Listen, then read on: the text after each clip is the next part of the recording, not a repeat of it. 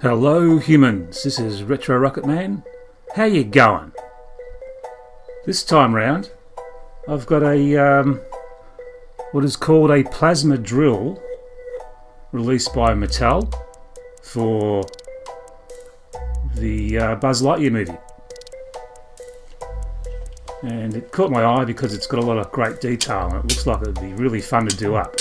It has a firing mechanism and it's very adjustable. It's like a scissor lift and it rotates and it holds a little action figure that you can also buy separately. And I think it'd be fun to do up. You can start by taking it apart as best I can, make it easier for painting. So some of these pieces come apart and I'm just going to take apart whatever I can, pulling out the screws, finding what's underneath, and there's little springs. Obviously it helps with the scissor action.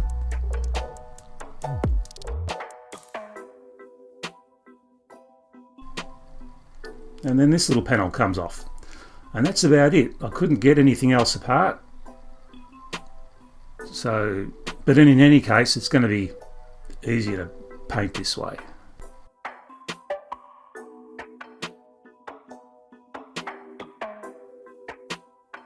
Naturally, I'm going to start off by masking off the decals with some good old-fashioned mustard.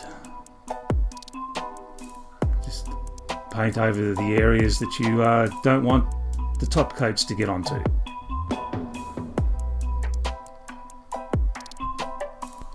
Just let this stuff dry properly and be very careful when you apply the paint because it can reactivate the mustard.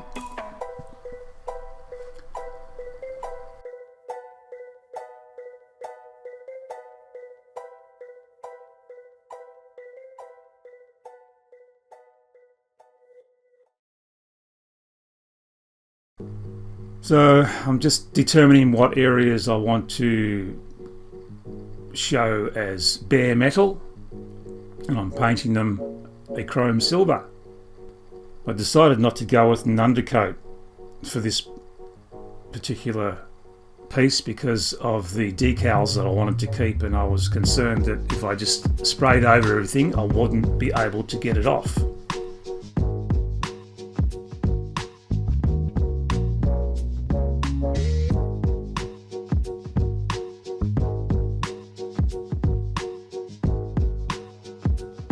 So now I'm just using a cheap acrylic paint as a base coat. In the end I wasn't that keen on the finish or the colour.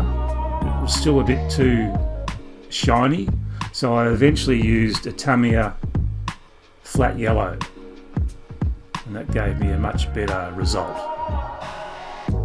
So I'm just carefully painting over the areas that I masked off with the mustard, just to make sure that I don't reactivate the mustard because it is susceptible to moisture, and this can happen from the moisture in the paint. So I was just going very lightly over it.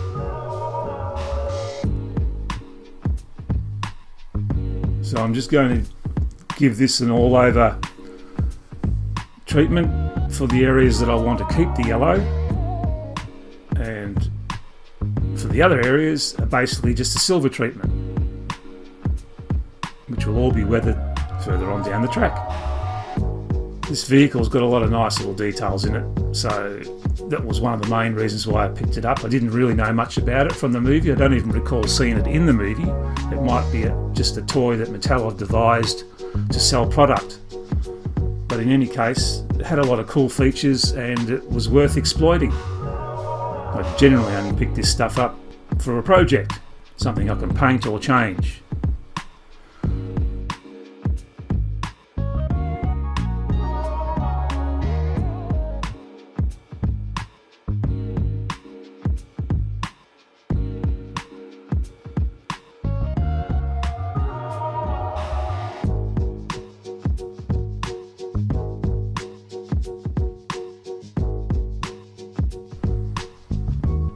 Now, once everything's dried, I'm just going back with the a wet scourer, a soft scourer, and just carefully removing most of the mustard. I wanted to leave some of the paint behind because it gives it that rustic, weathered, scratched appearance. Makes it look a little bit more, world used. But you can see that the paint's coming off. I'm not giving it too much of a hard scrub, and it's coming off quite easily. To reveal the decals underneath.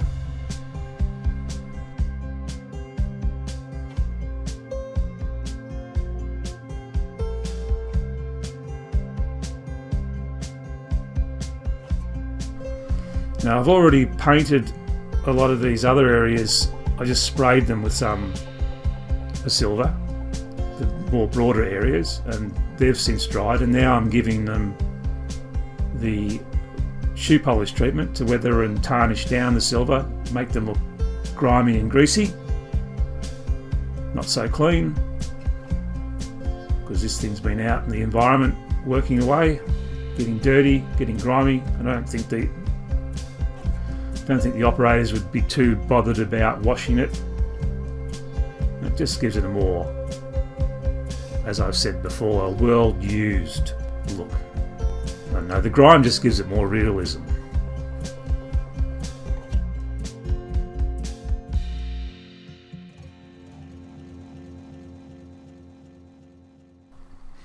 Now I'm using brown shoe polish, liquid shoe polish, to stain the yellow areas mostly, and this grimes it up even more and just creates more interest.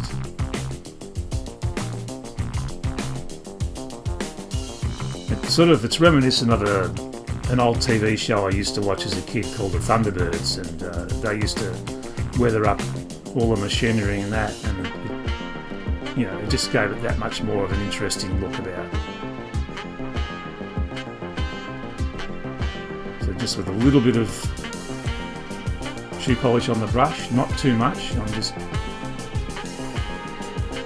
randomly dabbing it over areas where I want it to concentrate and make it look like dirt and mud and grime has built up in these areas.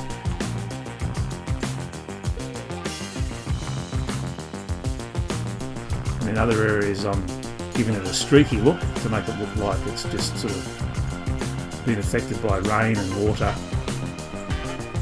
over time.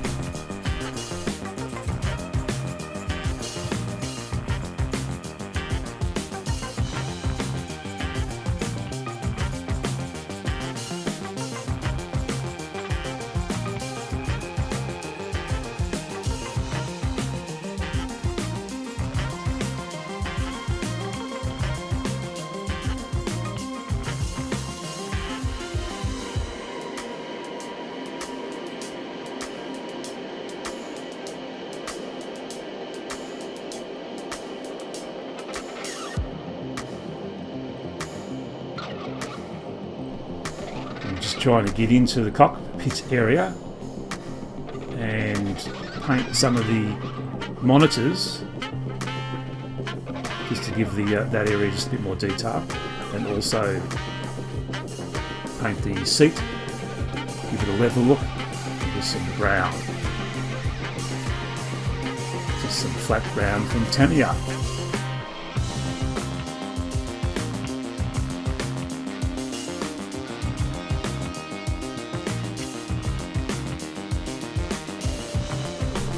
I also painted the drum on the back, whatever the hell it is, red again like it was originally.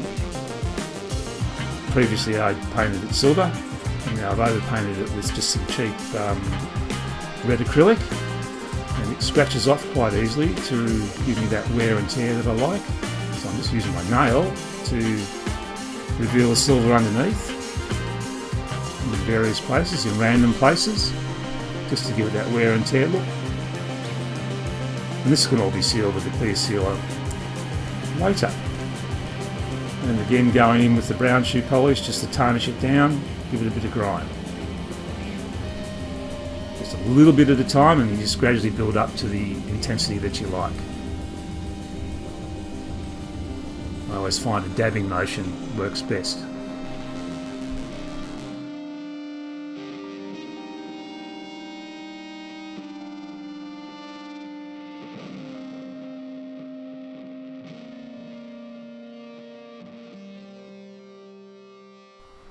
So there you have it, humans.